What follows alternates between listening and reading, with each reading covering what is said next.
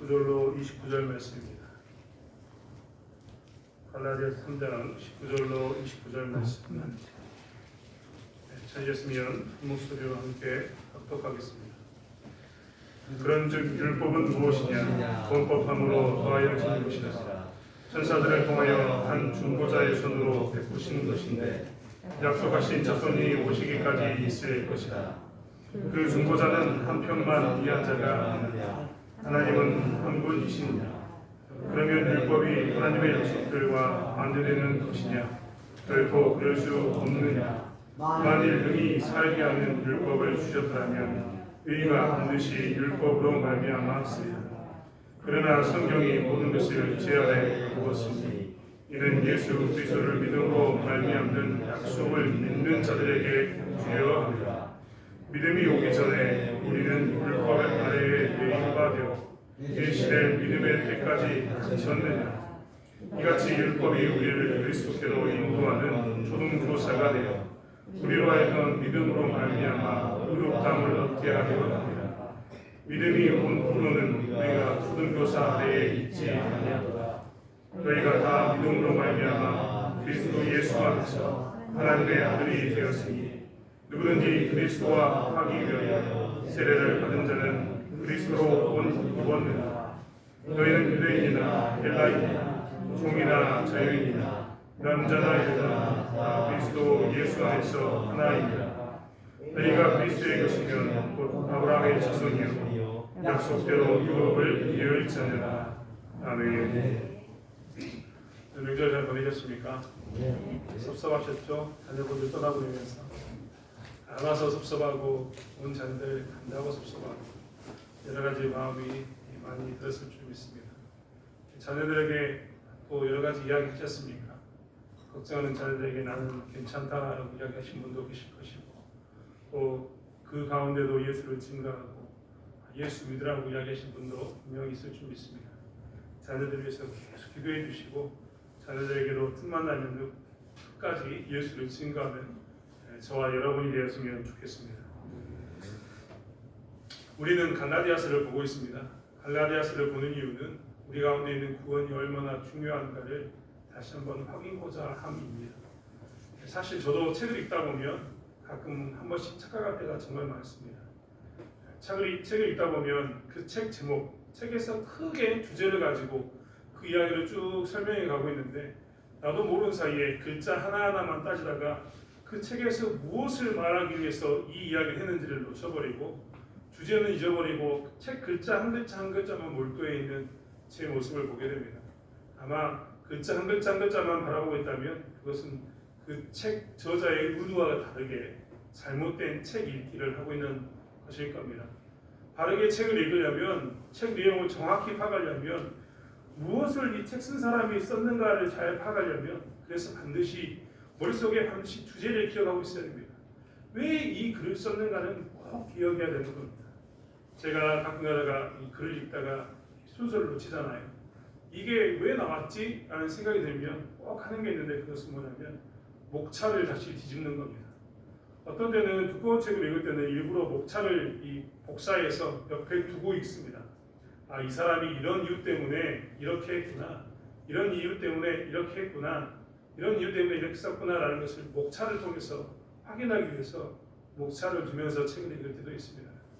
그만큼 주제를 놓치면 책을 정말 어떻게 봐야 될지 모르는 잘못된 책 읽기가 되기 때문입니다. 갈라디아서를 이야기하는 이유는 갈라디아서 안에 구원이라는 큰 주제가 있기 때문입니다. 예수 그리스도를 믿는 것이 무엇인지, 예수 그리스도를 왜 믿어야 되는지, 그리고 예수 그리스도를 믿는 사람은 어떻게 살아야 되는지에 대해서 갈라디아서에는 아주 잘 나와 있습니다. 가끔은 너무나 이제 좀 딱딱한 이야기, 재미없는 이야기이기도 합니다만 이것을 정확히 알아둠으로 위해서 우리는 무엇을 하느냐? 우리가 가진 구원이 무엇인지, 하나님이 나를 위해서 십자가에 못 박혀 죽으신 그 독생자를 보내신 그 이유, 그 사랑, 그 은혜를 더 깊이 알 수 있습니다. 오늘도 그 이야기 했습니다만 아이를 낳아보니까 부모의 마음을 깊이 더 알 수 있었다라고 이야기하는 것처럼 우리는 자녀를 키워보면 더 많이 부모의 사랑을 알게 되는데 아는 것은 그렇게 더 깊이를 더해주는데 이렇게 구원에 대해서 잘 공부하면 우리가 받은 구원의 크기가 얼마나 큰 것인지, 큰 은혜인지를 정확히 알 수 있습니다. 어떤 사람은 예수 그리스도의 십자가에 대해서 아주 값없이 천하게 여기는 사람도 있는데, 구원에 대해서 정확히 아는 사람은 절대 예수님의 십자가를 가볍게 여길 수가 없습니다. 천하게 여길 수가 없습니다. 은혜가 얼마나 큰지 알기 때문입니다. 우리에게도 이 은혜가 늘 넘쳐나길 원합니다. 우리 대천교회도 구원에 관한 이야기가 늘 가장 중심 가운데, 핵심 가운데 있길 원합니다. 교회에 어떤 문제를 행하거나, 가정에서 어떤 문제를 행하거나, 내 삶에서 어떤 문제를 행할 때마다 나는 이 구원의 은혜를 기억하면서 구원받은 내가 어떻게 살아갈까를 묵상할 수 있는 저희 대천교회 한 성도님이 되시길 원합니다. 우리는 구원에 관한 이야기를 할 때마다 반드시 기억해야 될 게 있습니다. 오늘 성경책을 읽을 때도 좀 재미없는 이야기처럼 보이지만 이 구원에 관한 이야기를 할 때 꼭 기억해야 될 것이 몇 가지가 있는데, 오늘 본문을 통해서는 한 세 가지만 기억하면 오늘 성경이 무엇인가를 이야기하는가를 잘 알 수 있습니다. 첫 번째는 무엇이냐면 구원, 즉 우리가 죄에서 자유케 되는 것. 구원이라는 단어를 착각하면 절대 안 됩니다. 불난 집에서 불에 타 죽을 뻔한 사람을 살리는 것도 구원입니다. 물에 빠져 죽을 만한 사람을 살린 것도 구원입니다.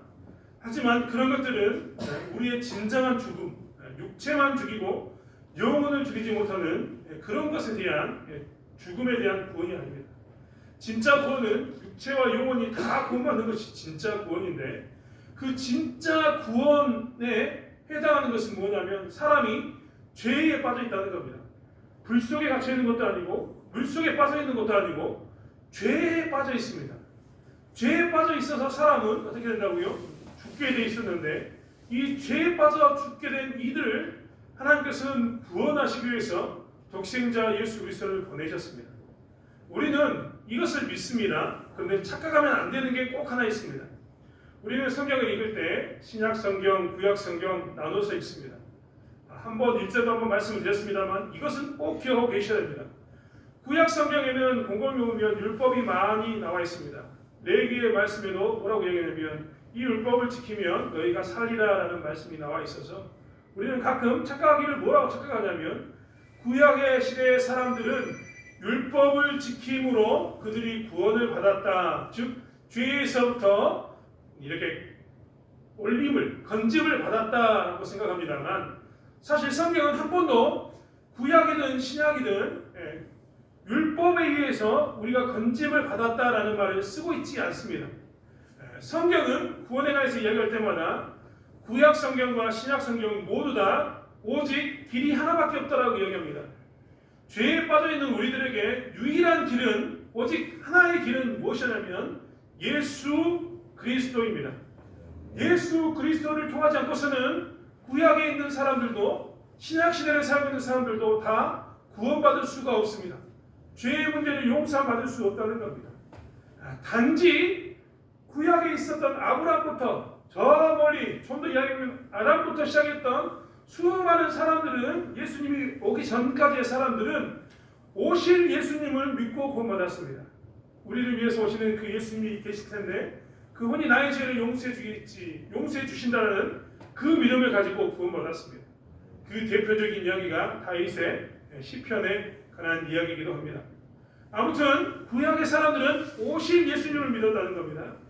신약의 시대를 살고 있는 사람들, 즉 예수님이 오시고 난 이후에 사는 사람들은 이제 누구를 믿느냐? 오신 예수님을 믿습니다. 우리에게 예수님은 이미 오신 분입니다. 우리는 우리 위해서 오신 예수님이 십자가에 못 박혀 죽으심으로 우리의 죄의 문제를 용서했다는 그것을 믿음으로 죄에서 구원받습니다. 그렇기 때문에 구약이든 신약이든 오직 구원의 길은 하나밖에 없습니다. 누구라고요? 예수 그리스도입니다.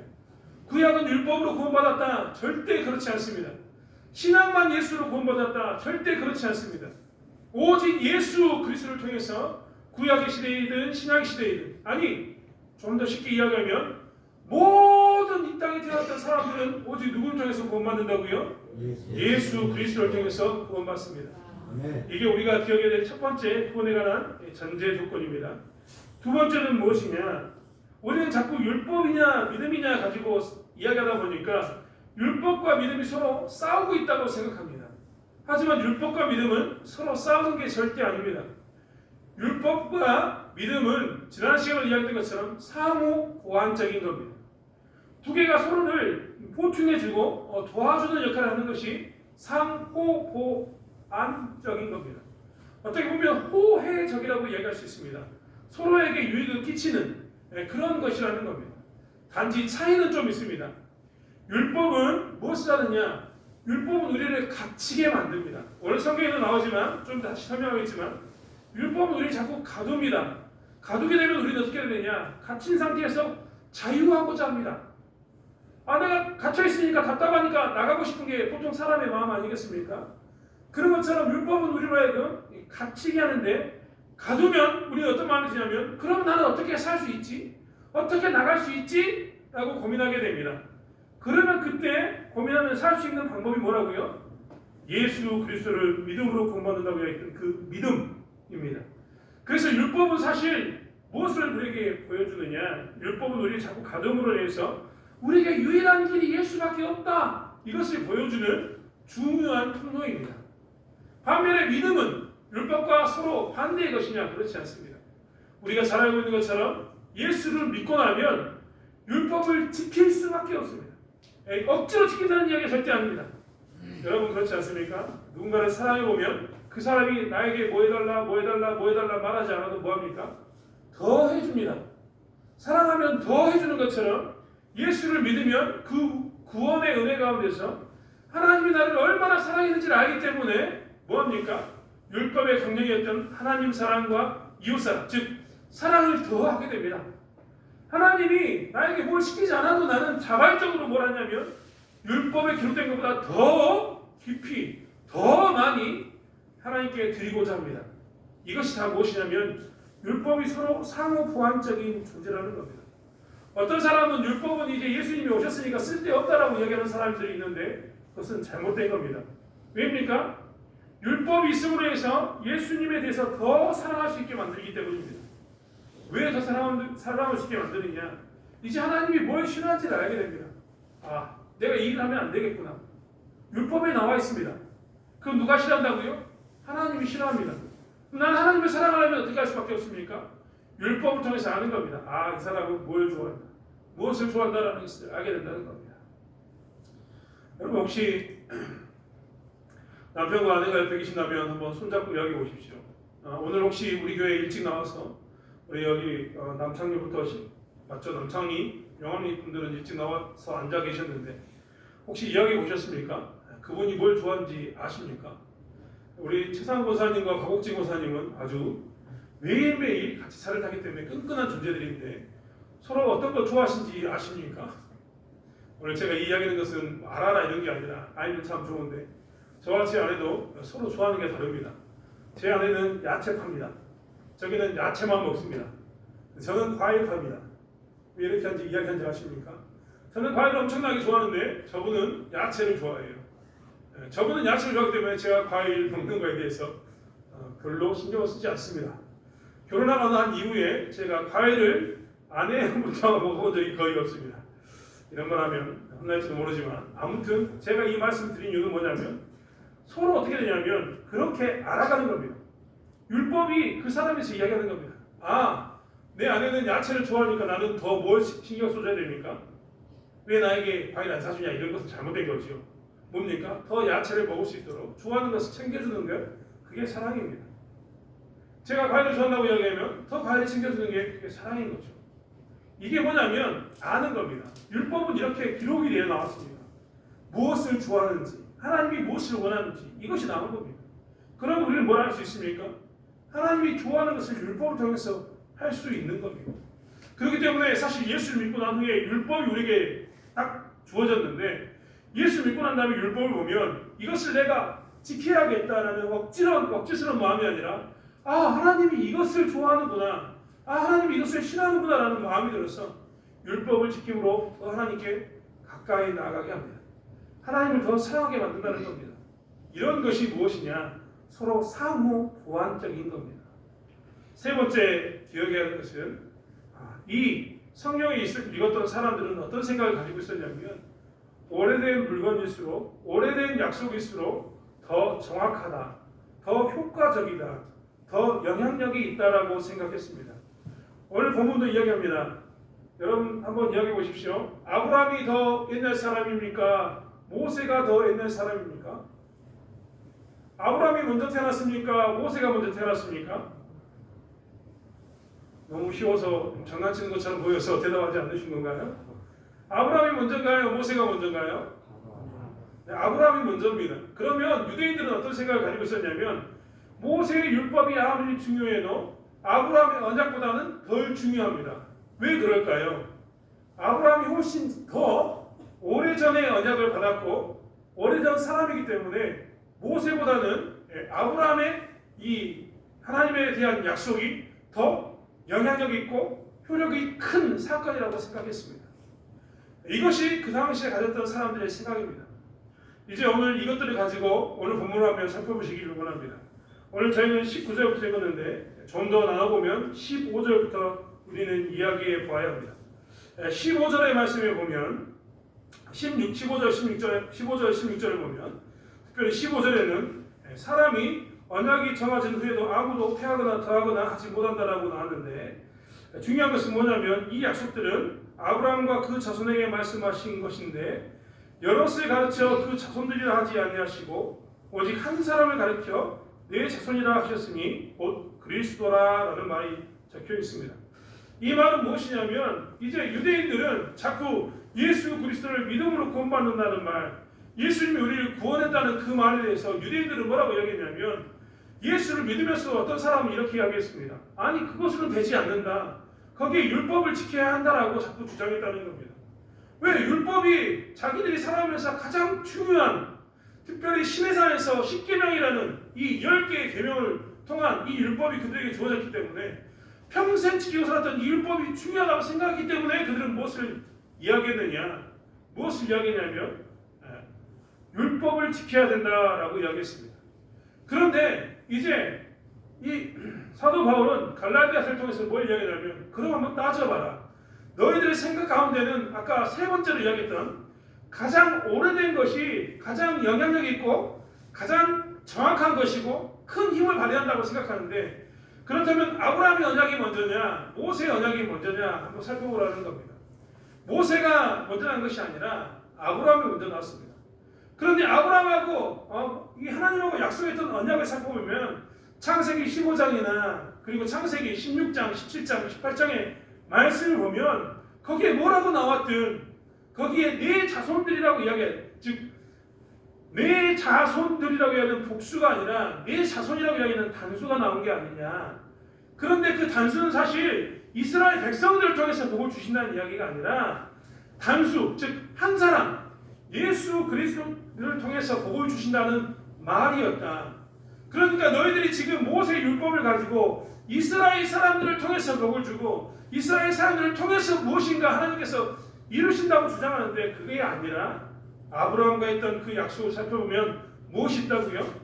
예수 그리스도를 통해서만 구원받는다는 이야기가 있기 때문에 너희들이 그 뒤에 430년 뒤에 태어난 율법, 이 모세의 율법을 가지고 잘못되었다. 예수 그리스도만이 구원을 준다고 이야기하는 것이 잘못되었다고 이야기하는 것은 오히려 너희들의 말이 잘못되었다라고 지금 설명해 주고 있는 겁니다. 하나씩 설명하면서 너희들의 율법이 생기기 이전부터 예수 그리스도에 관한 이야기가 있었기 때문에 아브라함과 언약을 맺었기 때문에 이 예수 그리스도가 오히려 우리에게 유일한 구원의 길이다라고 성경은 설명하고 있다는 겁니다. 우리 또한 이것 가운데 놓쳐서는 안 됩니다. 여러분 아까도 설명드렸지만 율법은 우리에게 있어서 무엇이 되느냐? 우리를 가두는 자들이 됩니다. 율법이 우리를 가두었다라는 말은 뭐냐면 항상 우리를 인도하기 위해서 가두었다는 겁니다. 오늘 본문의 말씀도 이렇게 기록하고 있습니다. 믿음이 온 후로는 우리가 초등교사 아래에 있지 아니하다라고 이야기했습니다. 여러분 율법을 주었던 이유는 우리를 가둬줌으로 해서 그 답답한 가운데서 그럼 우리는 어떻게 살아야 합니까? 그럼 우리에게 유일한 탈출구는 어디입니까? 라는 것을 찾아보기 위해서 주었는데 사람들이 유일한 그 탈출구가 있음에도 불구하고 여전히 우리가 어떻게 살아야 합니까? 라고 얘기하는 것은 얼마나 어리석은가 생각해보라고 성경은 이야기하고 있는 겁니다. 요즘 젊은 청년들 가운데는 방탈출이라는 게임을 합니다.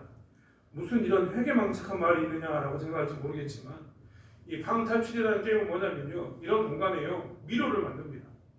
여러 가지 미로를 만들어가지고 사람들이 그 안에 들어가면 주인이 돈을 받고 사람들이 그 안에 놓고 난 다음에 문을 잠가버립니다.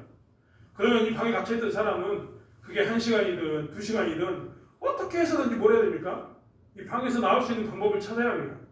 여기저기 힌트를 숨겨놨는데 힌트를 통해서 열쇠를 찾지 않으면 이들은 영원히 이 방에서 나올 수 없습니다. 나중에 포기하면은 이제 주인이 와가지고 문을 열어줍니다. 웃기죠? 이런 게임을 왜 하는지 모르겠지만 이게 재밌답니다. 아무튼 그런데 한번 생각해 보십시오. 우리는 아까 이야기했던 것처럼 이렇게 방에 갇히게 되면 탈출하는 마음이 늘 있습니다. 내가 열쇠를 가지고 있다면 어떻게 합니까? 그 열쇠는 문을 열면 모든 것이 쉽게 해결됩니다. 그런 것처럼 갇혀있으면 사람은 무엇에 대해서 욕구가 생기냐면 나가고자 하는 욕구가 강력히 생깁니다. 그러니까 어떻게 하면 여기서 빠져나갈 수 있을까? 어떻게 하면 해결할 수 있을까라는 고민이 생기게 된다는 겁니다. 사실 우리는 한 가지 꼭 기억해야 될 게 있는데 그것은 뭐냐면 율법을 읽다 보면 하나님의 말씀을 읽다 보면 그것이 우리로 하여금 자유를 주던가요? 아니면 이 가두는 억압을 주던가요? 곰곰이 생각해 보면요, 우리가 정말 곰곰이 한번 생각해 보십시오. 구약 성경을 읽거나 율법을 읽다 보면 내가 자꾸 무엇이 생기냐면 내 안에 죄책감이 듭니다. 성경은 316개 하지 말라 하라는 율법이 조항되어 있는데요, 이것을 듣다 보면 나도 모르는 사이에 자꾸 뭐가 되냐면 아픕니다. 그것도 나를 콕콕 찌르거든요. 어떤 때는 내가 그렇게 살지 못했는데 성경에서 그렇게 살라고 이야기하면 그것이 얼마나 큰 아픔이 되는지 모르겠습니다. 아픔으로만 남는 게 아니라 어떤 때는 수치스럽습니다. 창피한 거죠. 아, 내가 이것도 못하고 살았구나라고 했던 그 죄가요, 나로 하여금 창피하게 만듭니다.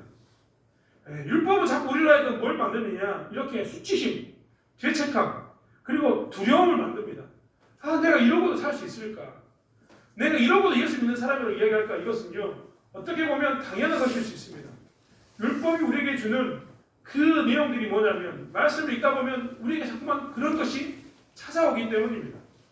그런데 중요한 것은 그 다음부터입니다.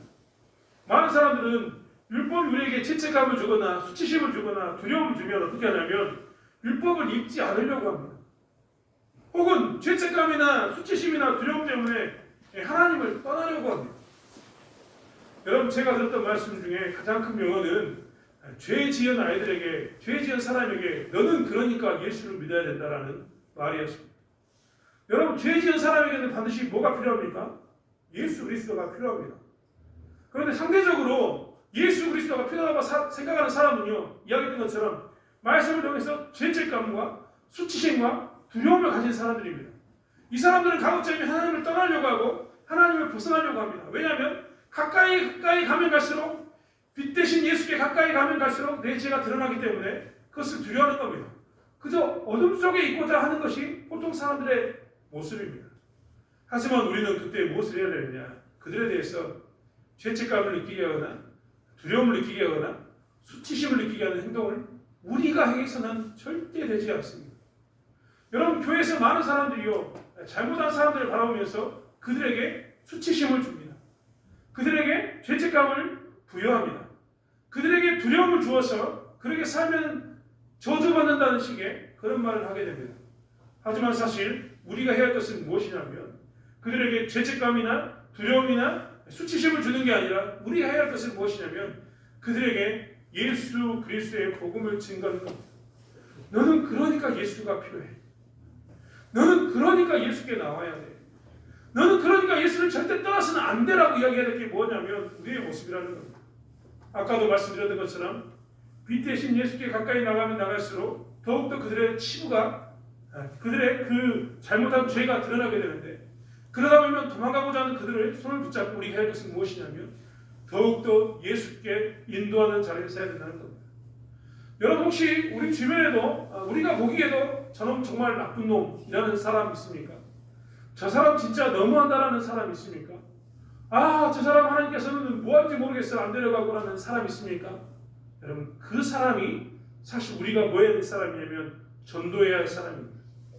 우리가 보기에도 율법 가운데로 나오면, 우리가 보기에도 그들은 그런 모습 가운데 있다면 그들은 은혜의 자리로 나가야 될 사람이지 우리가 저주를 품으면서 너는 절대 교회 나오면 안 된다고 이야기하는 사람이 아니라는 겁니다. 우리는 그럴 때일수록 어떻게 되냐? 그런 사람들에게 복음을 증거해야 합니다. 혹여라도 교회 다니면서 우리 가운데 실수하거나 율법에 위배되는 삶을 살거나 아직 연약해서 무엇이 잘못하는 사람이 있다면 우리는 그때마다 무엇을 해야 되냐면 교회를 떠나라라고 이야기해서는 절대 되지 않습니다. 오히려 너는 더 하나님께 가까이 와라. 우리는 그들이 더욱더 기도하면서 그들을 품고 안아주면서 그렇기 때문에 우리가 여호와께 나가서 울자. 그렇기 때문에 우리에게 여호와가 필요하다라고 이야기하는 삶을 살아야 되는 것이 우리의 모습이라는 겁니다. 오늘 성경은 그것을 이야기하고 있습니다. 율법을 통해서 사실 우리가 확인해야 할 것은 수치심과 죄책과 두려움 가운데서 그러니까 나는 하나님이 필요합니다라고 이야기했던 이 고백이 필요한데 우리가 이것을 강조하지 않고 율법만을 강조하다 보면 우리도 모르는 사이에 잘못된 길로 나갈 수 있기 때문입니다. 오늘 본문은 그렇기 때문에 뭐라고 얘기하냐면 우리가 초등교사 아래에 있지 아니하도다. 즉 율법은 우리라 하여금 초등교사처럼 지적해주고 주목주목 따지게 함으로 해서 그러기에 너는 은혜가 필요하다고 이야기하는데 우리가 그것을 버려서는 안 된다는 겁니다. 예수를 믿은 우리들마저도 교회에서 믿음을 강조하고 은혜를 강조하고 그렇기 때문에 나는 예수가 필요하다는 것을 강조해야 되는데 우리가 그것을 떠나서 그들에게 정죄하고 수치심을 주고 죄책감을 주고 두려움을 주는 것은 잘못된 모습이다라고 말하고 있다는 겁니다. 사랑하는 성도 여러분, 우리 다시 한번 율법의 목적에 맞춰서 이러한 삶을 살기로 합니다. 우리는 이 땅에 있는 많은 사람들에게 무엇을 해야 되느냐? 그러기에 예수가 필요하다고 증거해야 될 사람들입니다. 그렇기 때문에 너는 예수를 믿어야 된다고 이야기해야 될 사람이 누구냐? 그게 우리들의 모습이라는 겁니다. 많은 사람들이 착각하고 살고 있는 것 중에 하나인 이것들을 속히 내려놓고 교회는 부지런히 예수 그리스도의 믿음을 증거하는 저와 여러분이 되길 원합니다. 이것뿐만 아닙니다.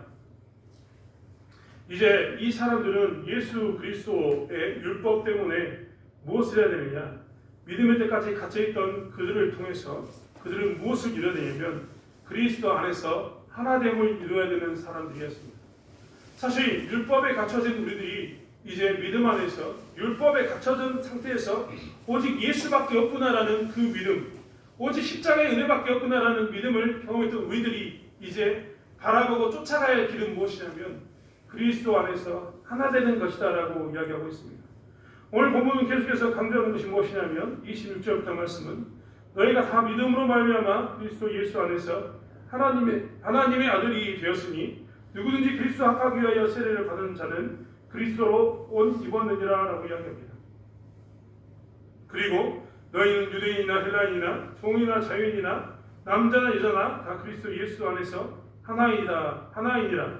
너희가 그리스도의 것이면 곧 아브라함의 자손이요 약속대로 유업을 이을 자니라 라고 선포하고 있습니다. 이제 이 율법의 이 모습 가운데서 오직 예수밖에 없다는 것을 경험한 우리들은 그리고 이 수치심과 죄책감과 두려움이 들 때마다 우리는 그럴수록 더욱더 예수께 나가야 된다고 주장했던 우리들은 그러면서 교회 안에서 세례를 받고 우리가 그리스도 안에서 하나님을 고백했던 우리들은 무엇을 해야 되느냐? 더욱더 하나됨을 지키는 삶을 살아야 된다고 성경은 이야기하고 있습니다. 더 이상 너는 율법을 지켰던 사람, 너는 믿음을 지켰던 사람, 율법하냐 믿음하냐 이런 구분이 있는 것이 아니라 율법을 통해서 구원을 받는다. 나는 이런 주장, 어떤 율법을 통해야 된다라는 이런 주장을 다 버리고 무엇을 해야 되느냐? 유대인이나 헬라인이나 하나가 되어야 된다는 겁니다. 여러분 유대인과 헬라인이 싸웠던 이유도 무엇입니까? 율법이냐 믿음으로 싸운 것 아닙니까? 하지만 좀 전에 말씀드렸던 것처럼 상호 보완적인 믿음과 이 율법의 관계를 알아야지만 더욱더 어떻게 됩니까? 하나가 될 수 있습니다. 이것을 정확히 알아서 우리가 해야 할 것은 무엇이냐면 유대인이나 헬라인이나 하나가 되는데 힘써야 된다고 이야기하고 있습니다. 즉 예수 그리스도의 은혜를 알면 할수록 우리는 율법이냐 믿음이냐 가지고 싸움하는 데 목적을 두거나 그것을 구분하는 데 목적을 두는 게 아니라 어디에 힘을 써야 되느냐? 하나가 되는 데 힘을 써야 합니다. 자꾸만 우리가 율법이냐 믿음이냐 이런 시름 가운데 있는 게 아니라 어떻게 하면 우리는 하나가 될 것인가를 쫓아가야 되는 겁니다. 어떻게 하면 교회는 하나가 될 것인가를 따라가는 겁니다. 헬라 사람과 유대 사람들이 살아온 삶의 방향이 다르고 살아온 삶의 양식이 다르는데 그럼에도 불구하고 예수를 믿었다면 우리는 어떻게 하나가 될 것인가에 집중하라고 성경은 이야기합니다. 심지어는 종이나 자유인이나 남자나 여자나 다 그리스도 예수 안에서 하나이다라고 이야기합니다. 종이나 자유인이나 이런 표현했지만 사실 오늘날의 말을 표현하면 종이나 주인이나입니다. 여러분, 종과 주인이 하나가 될 수 있을까요? 종과 주인이 예수 안에 오면 하나가 될 수 있을까요? 오늘 성경의 모습 이야기하면 교회에 오는 순간 종과 주인은 하나가 된다라고 이야기합니다. 더 이상 교회 안에서는 그를 주인이라고 부를 수 없고 그를 종이라고 부를 수 없습니다.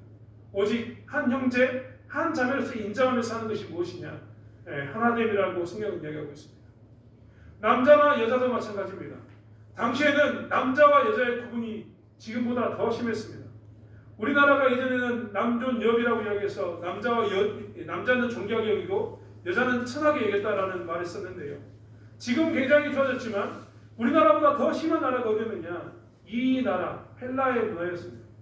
그들은 여자를 거의 물건 취급했습니다. 유대인들은 여자로 태어나지 않는 것에 대해서 감사 기도를 할 만큼 그들은 그들의 삶 가운데 여자를 천히 여겼습니다. 하지만 성경은 뭐라고 얘기하냐면 그런 천함과 높음이 없는 무엇이라고 얘기하면 남자와 여자가 하나 된 것에 집중해야 된다라고 이야기합니다. 즉 구원을 받은 교회는 무엇에 집중해야 되느냐? 믿음 안에서 하나됨을 더욱더 집중하고 살아야 된다는 겁니다. 교회의 유일한 목적은 어떻게 되면 하나됨을 지킬 것인가에 관한 문제이기도 합니다. 무엇에 대한 하나됨입니까? 그리스도를 머리로 한 하나됨입니다. 오직 그리스도의 뜻을 쫓기 위해서 서로 하나됨을 힘써야 되는 게 무엇이냐면 교회입니다. 교회가요, 언제 분쟁이 생기느냐? 교회가 분쟁이 생기는 것은 한 가지 이유밖에 없습니다. 어떻게 하면 우리가 그리스도의 머리된 그리스도의 뜻을 쫓아갈까라는 그 생각을 버리면 교회는 나눠지게 됩니다. 흩어지게 되고 싸우게 됩니다. 그렇지 않습니까? 머리가 지시하는 대로 쫓아가지 않는 몸은 늘 삐그덕거리기 마련인 것처럼 우리가 그리스도에게 집중하지 않는다면 우리는 늘 삐그덕거리는 분열가 놓일 수밖에 없는 겁니다. 예수님이 우리에게 주셨던 명령은 무엇입니까? 이 땅에서 예수 그리스도의 복음을 증거하라는 것이었습니다. 복음을 증거하는 것에 힘쓰면 그때 우리는 더 이상 이런 시시콜콜하게 모든 이 수많은 문제들로 싸울 이유가 없어지게 됩니다. 여러분, 복음을 증거할 사람들은 압니다. 복음을 증거하는 사람이면 사람일수록 교단과 교파를 따지지 않습니다. 왜냐하면 복음을 증거하면 예수 그리스도의 이름이 얼마나 존귀한지 알기 때문에 사소하게 부딪히는 사소한 것들은 놓아줄 수 있습니다. 사소한 것들은 언제든지 이해할 수 있습니다. 예수 그리스도의 복음을 증거하다 보면 그 일들이 나타나기 때문입니다. 우리 교회 또한 마찬가지입니다. 교회가 해야 할 것은 무엇인가?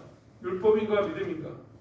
구원에 대한 가치관을 정립하고 잘 살아야 되지만 내가 구원에 관해서 알게 된다면 더 이상 누군가가 나를 공격해 올 때마다 흔들릴 게 아니라 무엇을 해야 되느냐? 믿음으로써 이 구원에 관한 예수 그리스도의 은혜를 증거하는 데 힘써야 합니다. 갈라디아 교회가 힘써야 될 것은 무엇이었는가? 율법주의자들이 왔을 때 그 율법에 슥 묻어가는 게 아니라 자기의 구원에 관한 점검, 그것도 중요하겠지만 더 중요한 것은 무엇이냐면 구원받은 자로서 복음을 증거하는 것에 있었어야 했는데 그것을 놓쳤기 때문에 그들은 흔들리게 되었다는 겁니다. 성경은 디모데에도 늘 디모데 전후서에도 이야기하는 것처럼 충성된 자를 찾습니다.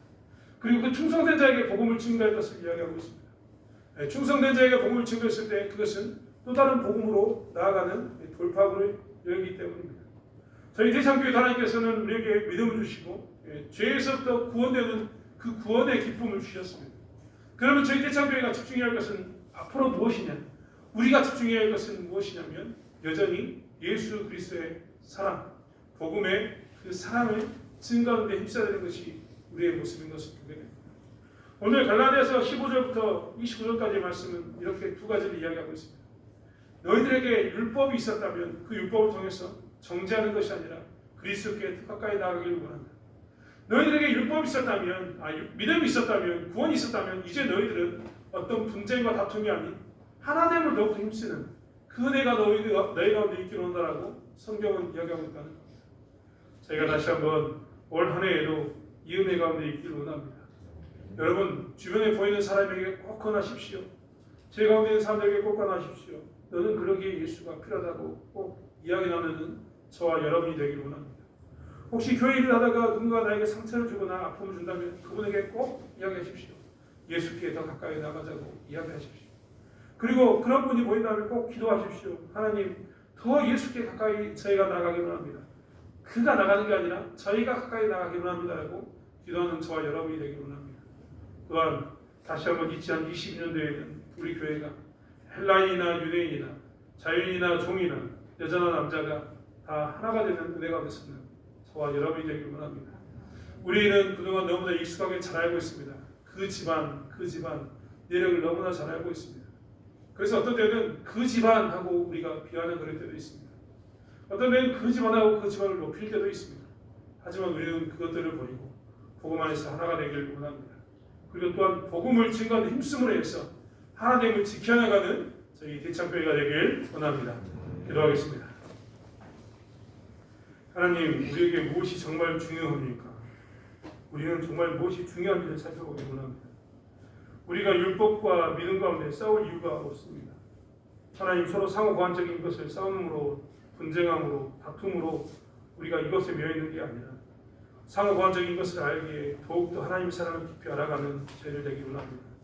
율법을 통해서도 믿음을 통해서도 하나님을 더욱더 깊이 알아가는 죄를 되게 도와주시고, 율법을 통해서도 믿음을 통해서도 예수 그리스도의 그 구원의 은혜에 크심을 알아가는 저희들의 삶이 될 수 있도록 붙잡아 주시길 원합니다.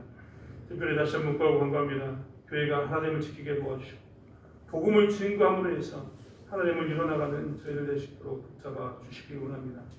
오직 믿음을 강조하고 오직 은혜를 강조하고 오직 하나님으로부터 오시는 그 성령의 충만함을 강조함으로 해서 오직 교회가 하나 되는 은혜가 되실 수 있도록 저희를 사용해 주시길 원합니다. 감사드리며 예수님의 이름으로 기도드렸습니다. 아멘.